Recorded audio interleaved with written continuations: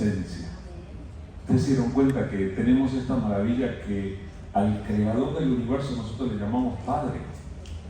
Y nos podemos dirigir a Él y nos podemos acercar a Él en el nombre de Jesús, y Él obra en respuesta a nuestras humildes oraciones. Yo estoy casi seguro que en varias ocasiones en la vida de cada uno de nosotros en algún momento ha dicho: ¡ay, Dios mío! La oración más corta y tal vez una de las más eficaces. Dios nos ha escuchado y Dios responde poderosamente. Tenemos un Dios impresionante, maravilloso, y ojalá nos diéramos cuenta, porque muchas veces caemos en el error de dejarnos llevar por todo esto sensorial que tenemos a nuestro alrededor, todo esto que se siente, que se percibe. Caemos maravillados ante los pies de la tecnología y nos parece que los grandes héroes son los creadores de tecnologías nuevas y nos hablan de cosas grandes. No hay nada tan grande como el viejo y antiguo Dios con el que nosotros podemos tratar cuando oramos en el nombre de Jesús. Saben, nuestra fe a veces puede ser menospreciada por las personas. Hay personas que consideran que porque nosotros venimos aquí y hablamos de estas cosas de las que hablamos, nosotros somos un poquito menos inteligentes que los otros. Solamente la historia va a determinar quién fue el más inteligente. Cuando todos veamos a Cristo regresar, ahí se va a notar quién fue el que estuvo apoyando sus pensamientos en lo verdadero o no. Entonces, nosotros tenemos que asegurarnos en este tiempo de poner nuestro énfasis, nuestros pensamientos en aquello que corresponde.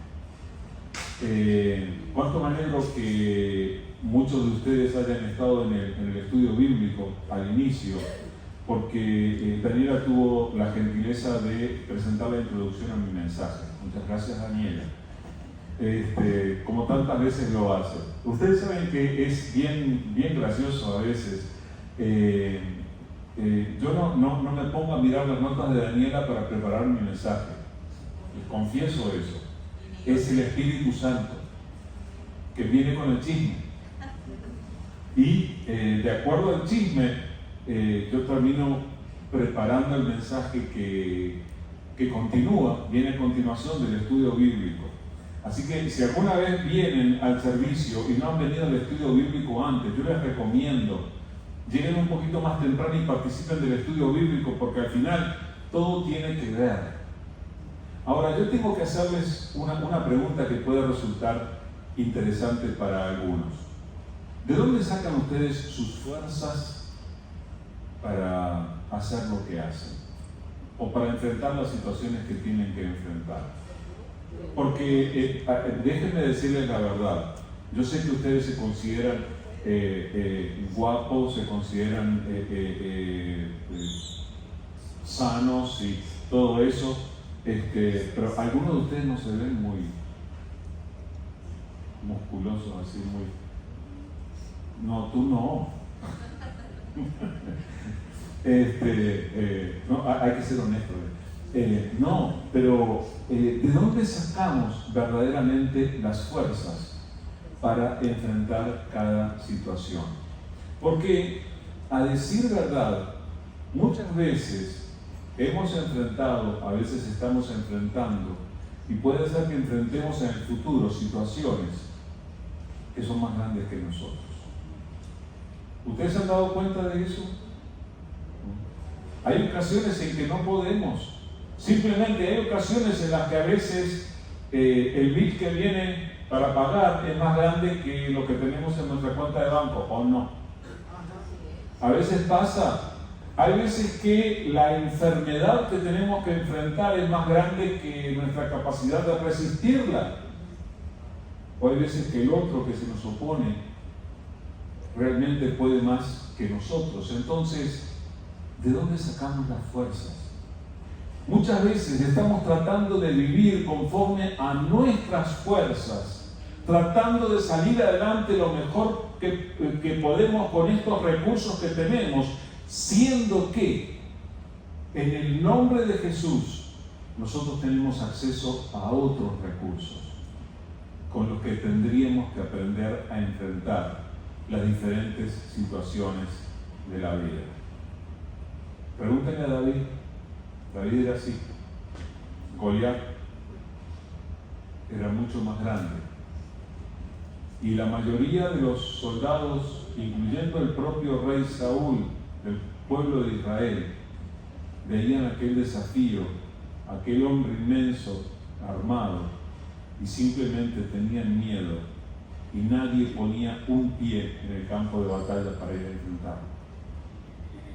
¿Qué hubo de diferente en el pequeñito, en el guapo chico de 16, 17 años, David? ¿Qué hubo de diferente al compararlo con todos los soldados que tenía Saúl, incluyéndolo a él? ¿Qué hubo de diferente en él? Lo pregunto porque eso es lo que tenemos que tener nosotros para enfrentar las situaciones que nos toca enfrentar en la vida. ¿Saben? Yo creo que parte de lo que hubo en la vida de David fueron las promesas de Dios. Él creyó en un Dios de promesas. Y nosotros estamos cansados de tratar con gente que nos promete y luego no cumple.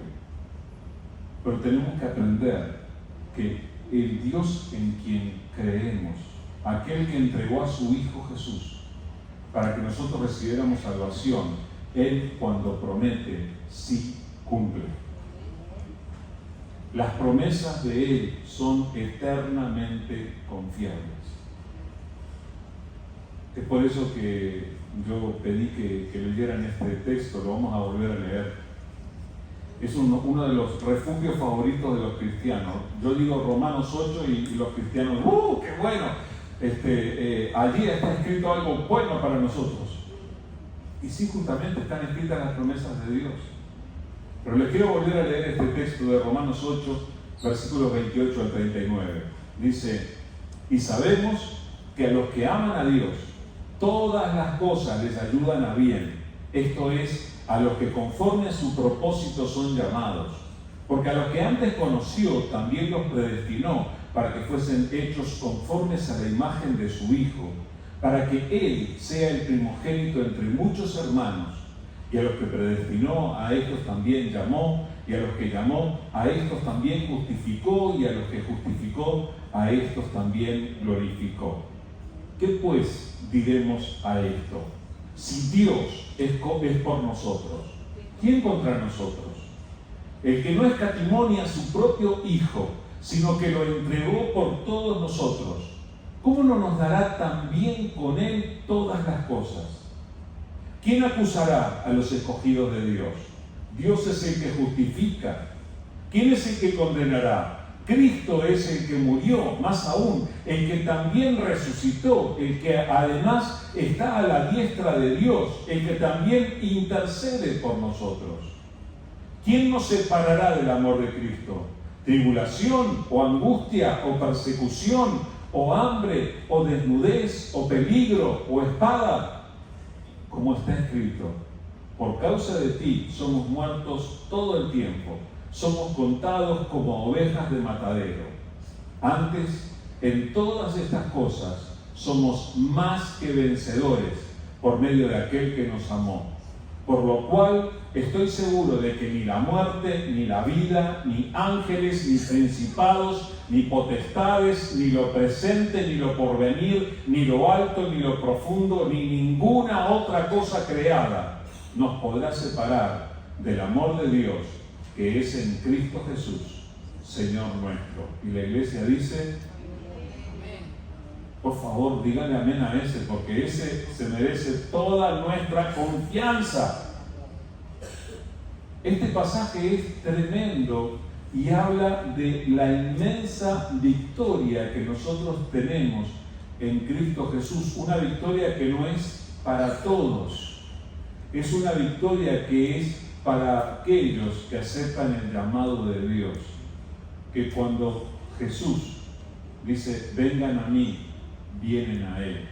Así que si tú vienes a Jesús, tú eres el receptor de estas promesas de Dios. Y estas promesas de Dios dicen que pase lo que pase, venga lo que venga, aunque se te terminen a ti las fuerzas, vas a poder tener los recursos de Dios a tu disposición para enfrentar la situación y para no quedar caído en el camino.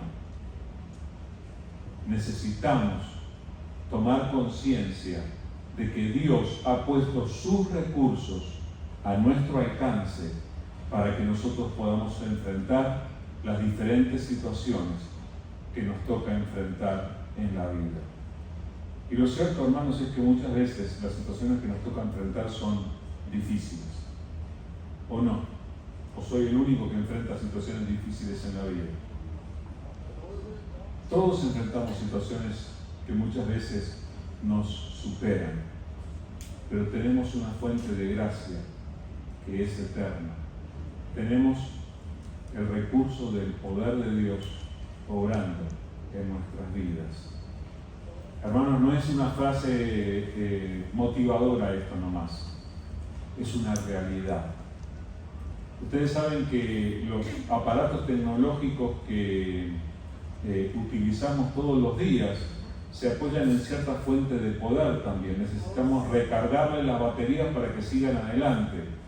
De una manera similar, nosotros necesitamos esa fortaleza que viene de Dios para poder enfrentar las diferentes situaciones que tenemos en la vida. Y si ustedes no lo han asumido todavía, espero que hoy les quede cristalinamente claro de que cada uno de nosotros estamos en guerra. Es feo estar en guerra. Yo me he puesto a pensar lo que habrá sido para la gente de Ucrania hace un tiempo atrás, hace un poco más de un año atrás, un día levantarse. Habían tenido una vida normal durante mucho tiempo y un día se levantaron y estaban en guerra. Y estaban siendo bombardeados, y estaban siendo amenazados, y sus recursos naturales estaban siendo atacados. Entonces, ¿cómo habrá sido para ellos? Bueno, hijos de Dios, cristianos, iglesia del Señor, nosotros tenemos que reconocer que nosotros estamos en guerra también. Pero eso es lo que podríamos considerar la mala noticia. La buena es que es más grande, más poderoso el que está en nosotros que el que está en el mundo. Y entonces podemos enfrentar esta situación. Como dice en este pasaje, ¿qué es lo que nos puede separar del amor de Dios? Tribulación, angustia, hambre, persecución, peligro, desnudez, principados, potestades. ¿Qué nos puede separar? Ninguna cosa creada. No nos puede separar. Pero yo quiero que pensemos en este conflicto que estamos enfrentando y cuáles son los recursos con los que nosotros contamos. Esto es parte de un pasaje más amplio, pero quisiera que nos concentráramos en estos pocos versículos a lo largo de esta mañana para que podamos reflexionar profundamente en ellos. Esto está escrito en la carta del apóstol Pablo a los Efesios, Efesios capítulo 6, de donde vamos a leer los versículos 10 al 13. Efesios 6, 10 al 13 dice: por lo demás, hermanos míos, fortaleceos en el Señor y en el poder de su fuerza. Vestidos de toda la armadura de Dios, para que podáis estar firmes contra las acechanzas del diablo. Porque no tenemos lucha contra sangre y carne, sino contra principados, contra potestades, contra los gobernadores de las tinieblas de este siglo, contra huestes espirituales de maldad en las regiones celestes. Por tanto, tomad toda la armadura de Dios para que podáis resistir en el día malo y habiendo acabado todo, estar firmes. Algunos cristianos que han leído varias veces la Biblia, varias veces el Nuevo Testamento, reconocerán estos versículos como el inicio de un pasaje que conocemos con el nombre de la armadura espiritual o la armadura de Dios, ¿verdad? Este es el pasaje que habla de la armadura de Dios, y esta frase de la armadura de Dios está en el último versículo que leímos, en el versículo 13, y se refiere a los recursos que Dios provee para nosotros para que podamos enfrentar los momentos de dificultad que se nos presentan. Ustedes han conocido otros cristianos. Díganme qué cristiano han conocido que nunca enfrente ninguna dificultad. No van a conocer a ninguno. Es más, nos equivocamos y nosotros invitamos a la gente a la iglesia y le decimos: ven a la iglesia que todo te va a salir bien, que no vas a tener problemas. Oiga, no le miente a la gente. Hay que decir la verdad.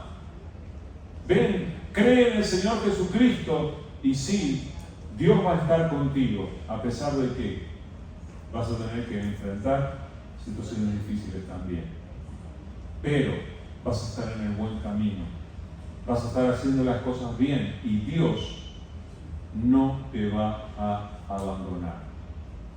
Entonces, cuando nosotros miramos este pasaje en general, nosotros pensamos en guerra espiritual, en el conflicto espiritual.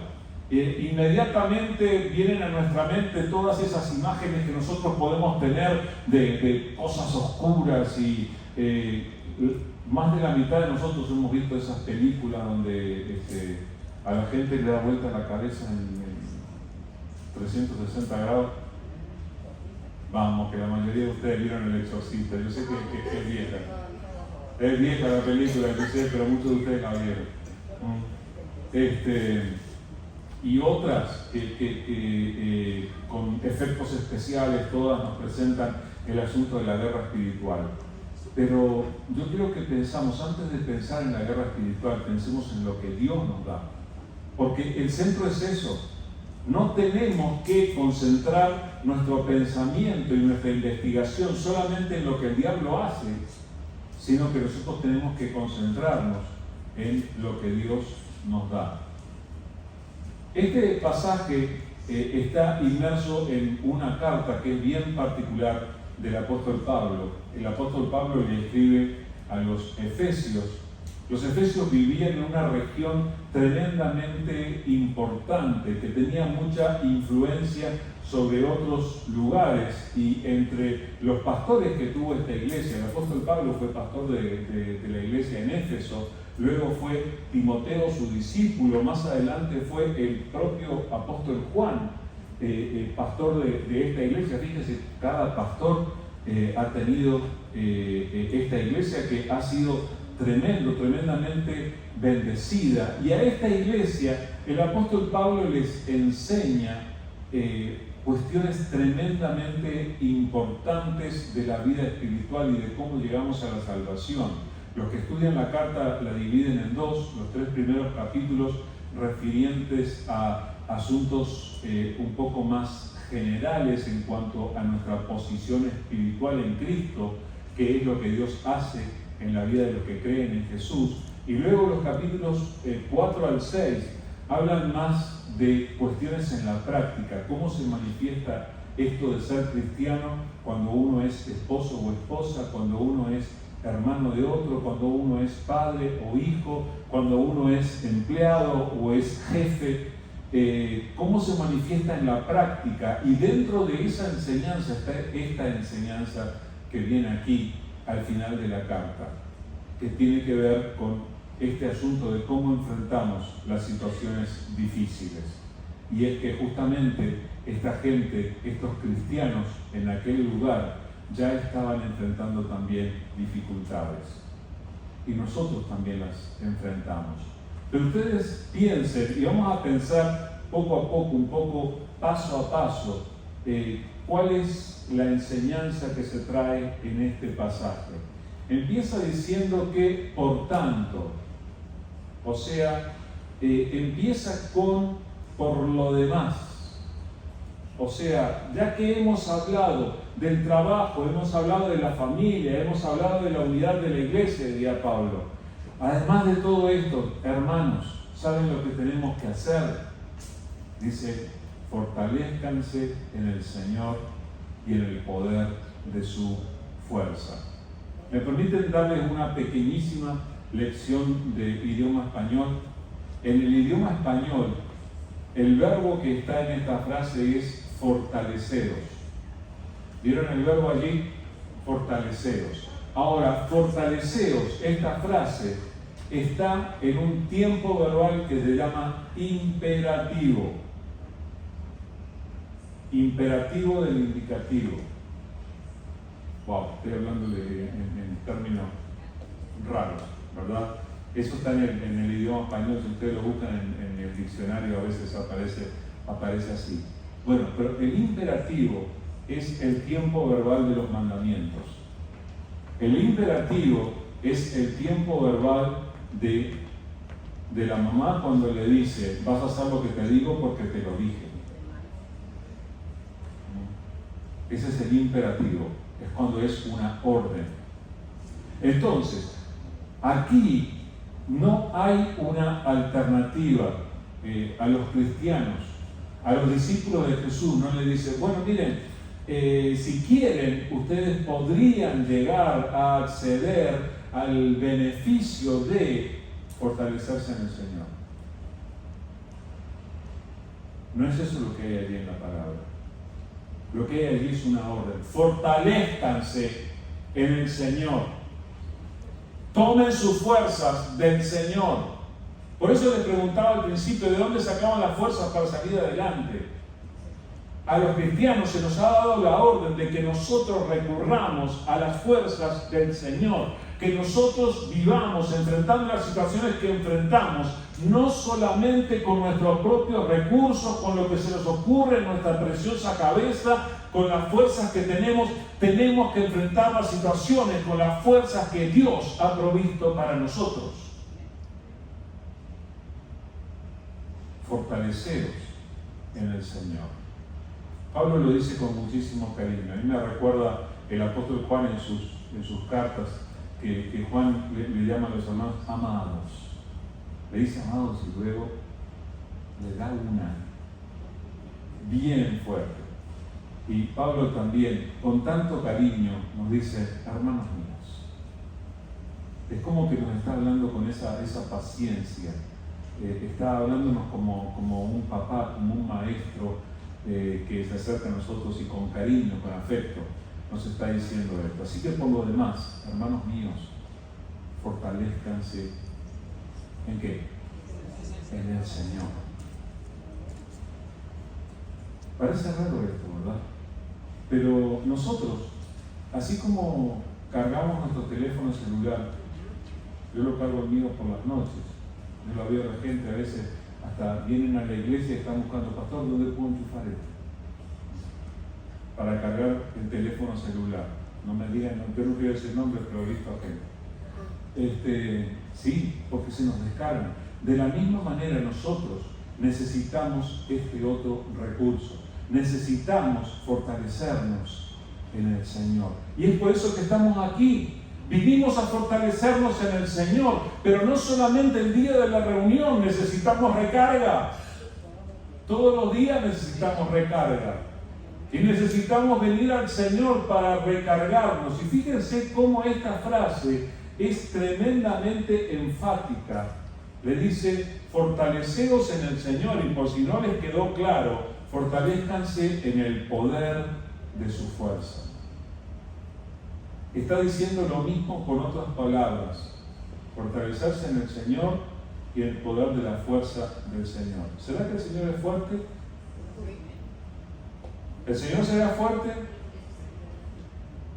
Este es el Señor que le dijo a Moisés frente al mar rojo, oye Moisés, ¿qué tiene en la mano? El bastón ese que tiene, levántalo y el mar se te va a abrir delante.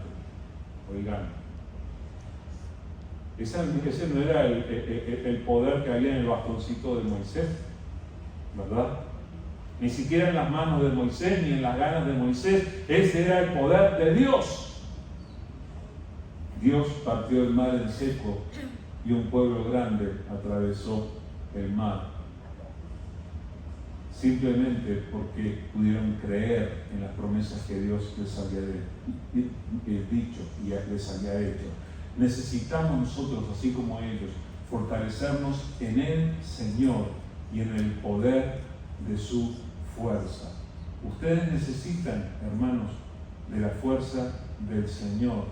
Necesitamos recordar a aquel del que nos ha hablado la palabra durante tanto tiempo. No está el texto ahí para ponerlo delante de ustedes, pero yo siempre me acuerdo del texto en Isaías 40, donde se pregunta, ¿no has sabido? ¿No has oído que el Dios eterno es Jehová, el cual creó los confines de la tierra? Dios no se cansa como los humanos. Y es más, Él da esfuerzo al cansado y multiplica las fuerzas al que no tiene ninguna. Saben que Dios es el único que multiplica por cero y le da algo. Los matemáticos aquí presentes saben que cualquier número multiplicado por cero da cero.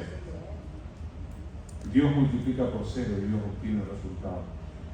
Dios multiplica las fuerzas al que no tiene ningunas. Los muchachos se fatigan y se cansan, los jóvenes flaquean y caen, pero los que esperan en Jehová tendrán nuevas fuerzas, levantarán alas como las águilas, caminarán y no se cansarán, correrán y no se fatigarán. Porque el Señor tiene la capacidad de darnos ese poder, de renovar nuestras fuerzas. La idea es que cada uno de nosotros pueda salir de este lugar diciendo, lo que tengo que enfrentar ahora en la vida, lo voy a enfrentar en el poder del Señor, porque creo en Jesús. Esto es personal, hermano. No es solamente para que digamos, bueno, adquirí un nuevo conocimiento. No, esto es algo personal. Así que este pasaje empieza con este mandamiento: fortaleceos en el Señor y en el poder de su fuerza. Y viene otro mandamiento a continuación. Dice, vestidos de toda la armadura de Dios. Dos mandamientos: fortaleceos en el Señor y en el poder de su fuerza. El primero es un reconocimiento de que a nosotros no nos alcanzan las fuerzas y que necesitamos de las de Dios. Por favor, Señor, renueva nuestras fuerzas. Pero para seguir, nos dice que tenemos que vestir la armadura de Dios. Y allí es donde nos quedamos pensando, ¿verdad? Es interesante que en 1 Samuel 17, cuando David le dice al rey Saúl que él va a enfrentar al gigante en nombre de Israel, lo primero que Saúl trata de hacer es ponerle su armadura. Saúl era así y David así, para empezar. Le quedaban grandes los zapatos, le quedaba grande todo a David. Se trató de probar la armadura y dijo, no, yo con esto no puedo, y devolvió todo y se fue al campo de batalla sin armadura. Pero en el caso de esta armadura que se nos ofrece, esta nos queda a la perfección. Y tenemos que vestirnos de toda la armadura de Dios. Fíjense los dos mandatos que se nos dan: fortalezcanse en el poder de la fuerza de Dios y vístanse la armadura de Dios. Si a ustedes les dicen que carguen con un arma, ¿por qué será? Porque van a ser amenazados, porque van a haber armas en nuestra contra. Dios te está diciendo que tienes que andar por la vida armado. Tienes que vestirte la armadura de Dios. Hay armas que son provistas por Dios para enfrentar las situaciones de la vida. Ahora, no son de esas armas que tú vas a las tiendas esas de armas y municiones. No. Las armas de Dios son espirituales y son poderosas en Él para la destrucción de fortalezas.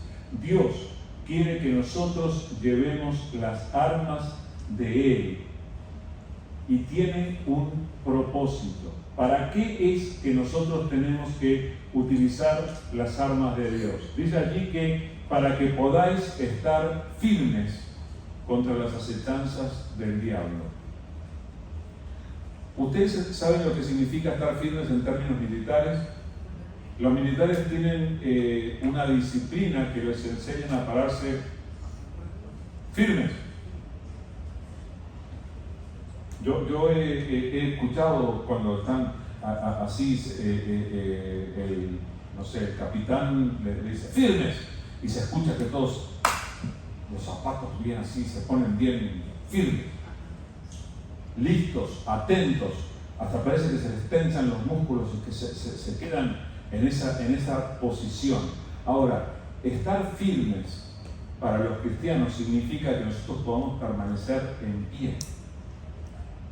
Porque las situaciones de la vida tendrían la capacidad de derribarnos. Seamos honestos. En más de una ocasión hemos sido derribados. Gloria a Dios que nos ha levantado. Gloria a Dios que estuvo con nosotros para que hoy en día podamos estar aquí y podamos contar la historia, porque podría haber sido que no la contáramos. Sin embargo, Dios nos ha sostenido y ha permitido que estemos firmes. Las circunstancias de la vida podrían derribarnos, pero el Señor quiere sostenernos firmes. Entonces, tenemos que obedecer, utilizar las armas de Dios para poder estar firmes. ¿Firmes contra qué? Dice el pasaje, firmes contra las acechanzas del diablo.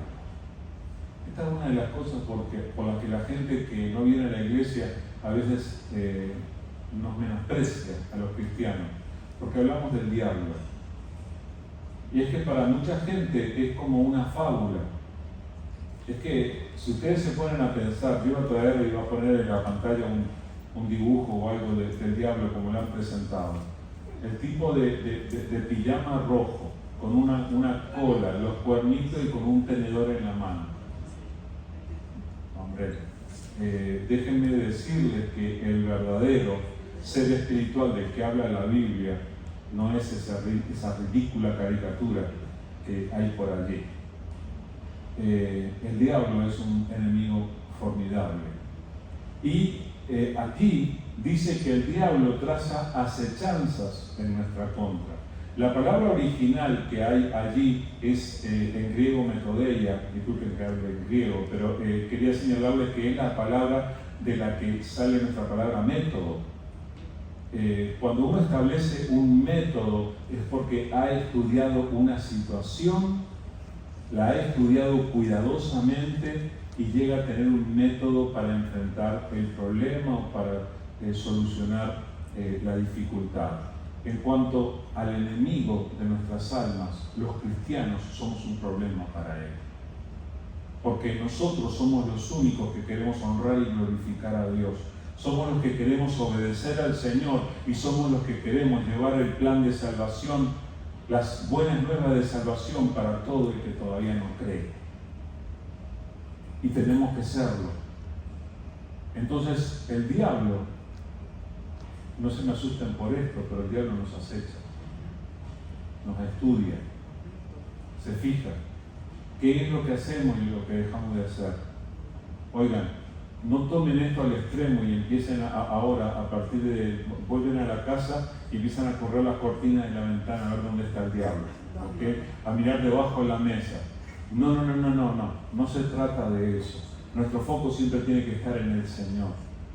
Pero tenemos que ser conscientes de que el conflicto espiritual que enfrentamos es absolutamente real. Enfrentamos, sí, un conflicto espiritual que es real. ¿Saben por qué? Dice el versículo siguiente: porque no tenemos lucha contra sangre y carne, sino contra principados, contra potestades, contra los gobernadores de las tinieblas de este siglo, contra huestes espirituales de maldad en las regiones celestes. La descripción que se da allí es que no tenemos un solo enemigo, porque nosotros pensamos el diablo, sino que nos habla de toda una gama de jerarquías espirituales que se presentan en nuestra contra. En el Antiguo Testamento ustedes van a encontrar que a veces se mencionan principados. Por ejemplo, en el libro del profeta Daniel se habla del príncipe de Persia, y era un demonio, era un gobernador de las tinieblas que gobernaba sobre la nación de Persia. El emperador de Persia pensaba que gobernaba a él, pero no. Gobernaba este ser espiritual, que tenía a su vez a su cargo huestes espirituales, ejércitos espirituales de oscuridad. De la misma manera pasa hoy en día. No le digan a los presidentes que ellos ya piensan que gobiernan, ¿verdad? Pero hay principados espirituales. Esos principados espirituales tienen como objetivo muchas veces que los cristianos sean derribados. Somos blancos de los enemigos espirituales que tenemos.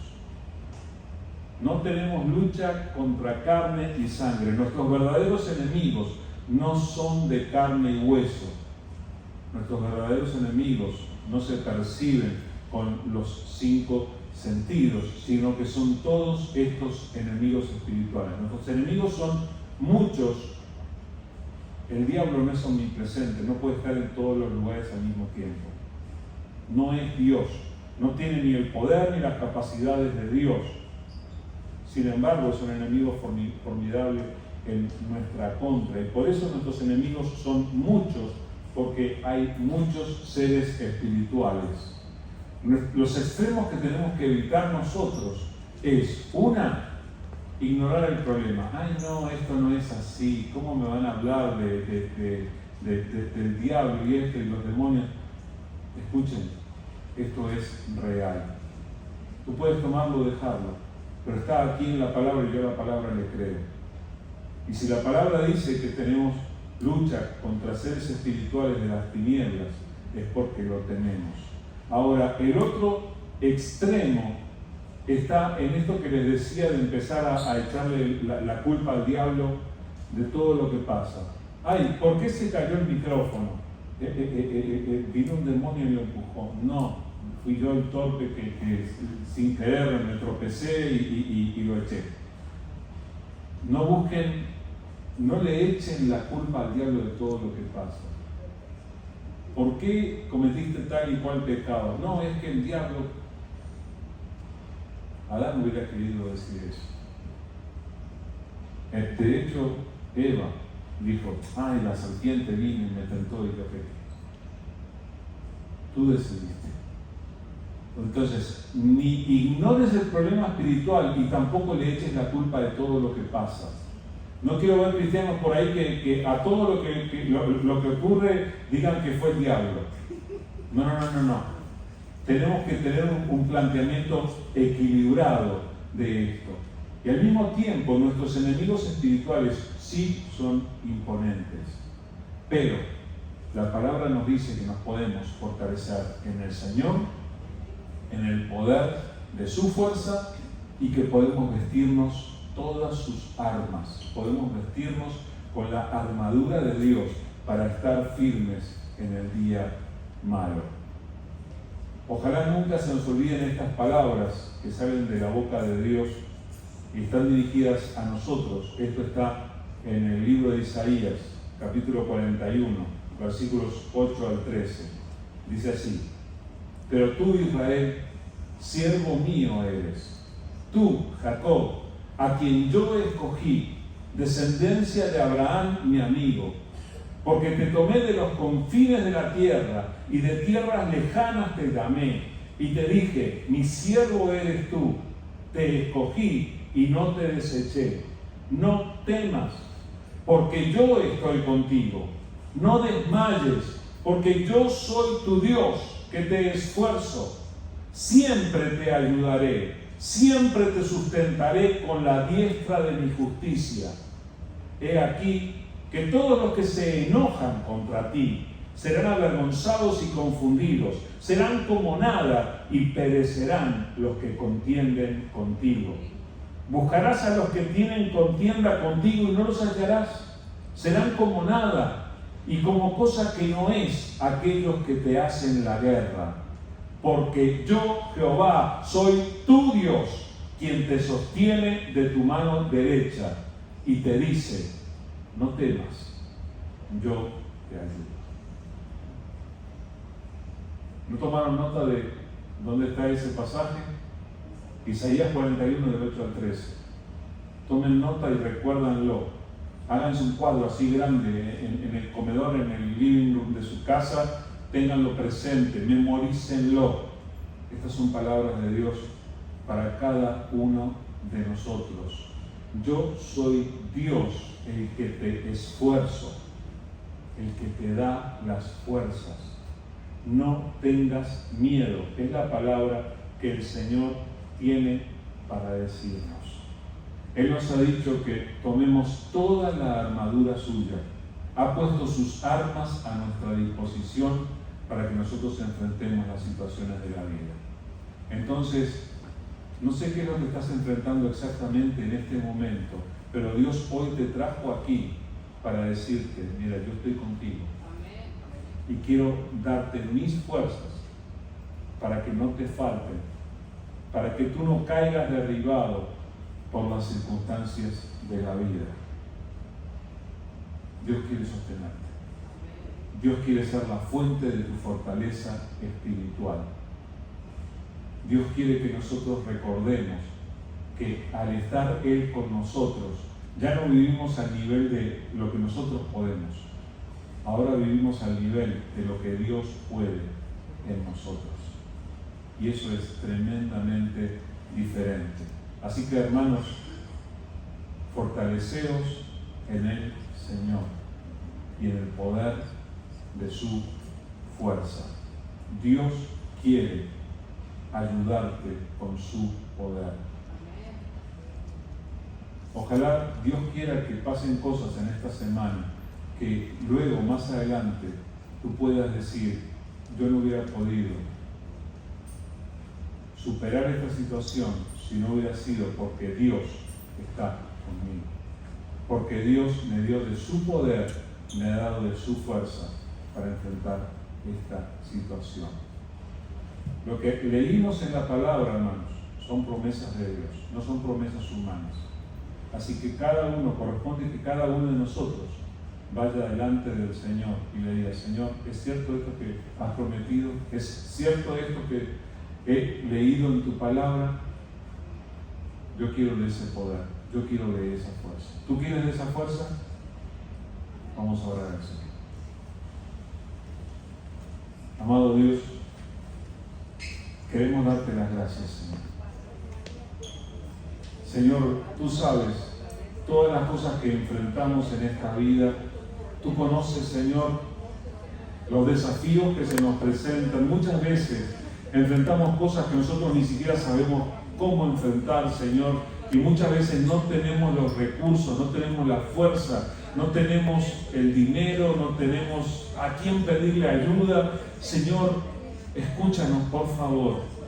Acabamos de escuchar que tú nos ordenas que nos fortalezcamos en ti, en el poder de tu fuerza, y que tomemos las armas que tú provees. Señor, queremos ser obedientes y queremos aprender a vestir toda la armadura espiritual que proviene de ti.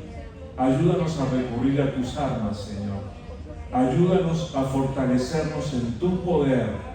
Señor, mira, Señor, los pensamientos de cada uno de nosotros. Mira, Señor, los débiles, los frágiles que somos. Ya no queremos ser un juguete del enemigo, Señor. Ya no queremos caer. Señor, por favor, fortalécenos en tu poder. Señor, tú has prometido y nosotros venimos aquí a presentarnos delante de ti y a pedirte que nos ayudes a vivir el cumplimiento de tus promesas, Señor. Por eso, con todo nuestro corazón, Señor, ayúdanos, danos de tu poder, danos de tus fuerzas para enfrentar cada una de las situaciones que cada uno de nosotros tiene que enfrentar.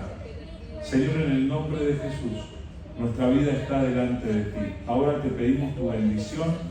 Te pedimos que al salir de aquí lo hagamos fortalecidos por tu gracia, por tu poder, no por nuestros recursos, sino por los tuyos, Señor.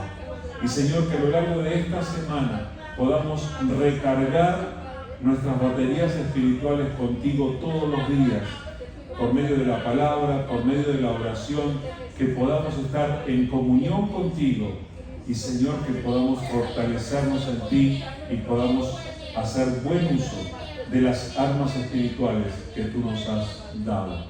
Sigue hablando en nuestros corazones, Señor. Necesitamos todavía aprender de ti. Por eso te rogamos que tu Espíritu Santo esté hablando desde lo más profundo de nuestro ser y que podamos ser de verdad fortalecidos en tu poder. Gracias por tu palabra, Señor. Ayúdanos a caminar contigo y ayúdanos a hacer un testimonio para otros que necesitan conocerte. Gracias, Padre, en el nombre de Jesús. Amén, Señor. Amén. De tarea, vuelvan a visitar Efesios capítulo 6 y léanlo, por favor, con cuidado y dejen que el Señor les siga enseñando y que nos capacite para enfrentar todas las situaciones en su nombre. Les espero el miércoles, si Dios quiere, para poder seguir edificándonos unos a otros, alimentándonos espiritualmente. El miércoles a las 6 y el domingo, como siempre, el estudio bíblico a las 9 y el servicio a las 10:15. Que tengan una muy buena semana, hermano. Que Dios les bendiga.